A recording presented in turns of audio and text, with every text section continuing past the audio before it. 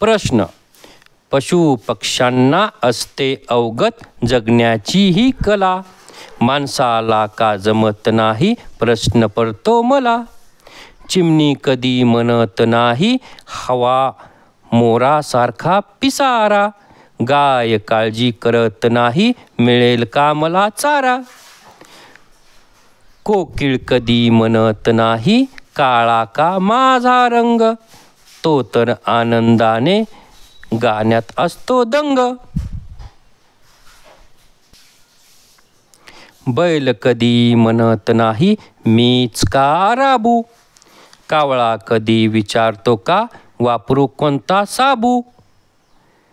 ससा कधी म्हणत नाही मीच का भित्रा, वाघोबाचा शूरपणा मागत नाही कुत्रा.